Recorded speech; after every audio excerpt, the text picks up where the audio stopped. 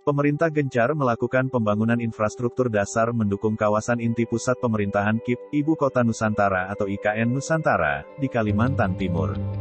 Diketahui, lebih 5 triliun rupiah proyek infrastruktur sedang dikerjakan di IKN Nusantara. Sekadar informasi, proyek terbaru yang sedang dikerjakan di Ibu Kota Nusantara yakni prasarana dan sarana dasar.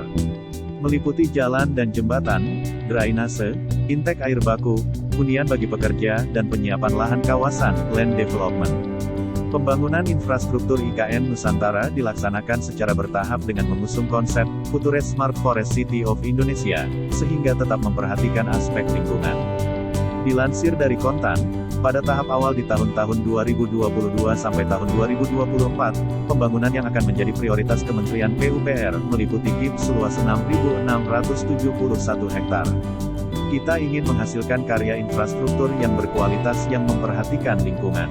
Pembangunan IKN merupakan sejarah baru untuk mewujudkan peradaban baru, kata Menteri Basuki dalam keterangan resminya, Senin, 24/10.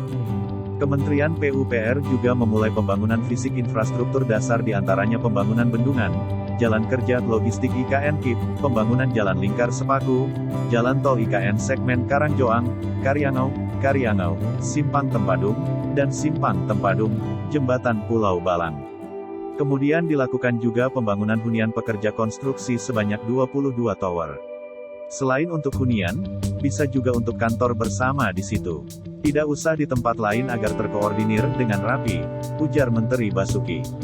Selain infrastruktur di KIP, Kementerian PUPR juga tengah menyelesaikan pembangunan bendungan Sepaku Semoy untuk menyediakan air baku kawasan IKN Nusantara berkapasitas 2.000 liter detik dan Kota Balikpapan sebesar 500 liter detik. Bendungan ini juga diproyeksikan sebagai infrastruktur pengendali banjir kawasan IKN sebesar 55%, sambungnya. Pemerintah juga membangun intek Sungai Sepaku untuk menyediakan air baku kawasan IKN berkapasitas 3.000 liter detik.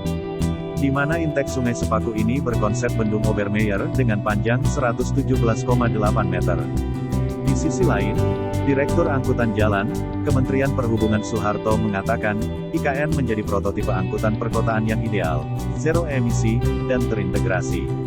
Selain itu penggunaan kendaraan akan didorong menggunakan kendaraan listrik. Di sana, IKN, kita desain angkutan umum yang benar-benar zero emisi, ujar Soeharto, Kamis, 20/10. Soeharto menyampaikan, kajian pengembangan kendaraan di IKN meliputi berbagai moda. Di antaranya kajian pengembangan bus rapid transit, BRT, MRT, LRT, dan kendaraan listrik otonom. Dia mengatakan, pengembangan moda transportasi dapat dimulai setelah terbangunnya infrastruktur dasar. Nantinya keputusan pengembangan moda yang akan digunakan pada tahap awal ditentukan oleh Badan Otorita IKN. Selain itu, Badan Otorita IKN juga yang akan mengatur dan menjajaki kerjasama maupun investasi dalam pengembangan moda transportasi. Namun demikian, Soeharto belum mau membeberkan berapa nilai investasi yang dibutuhkan untuk pengembangan moda transportasi di IKN.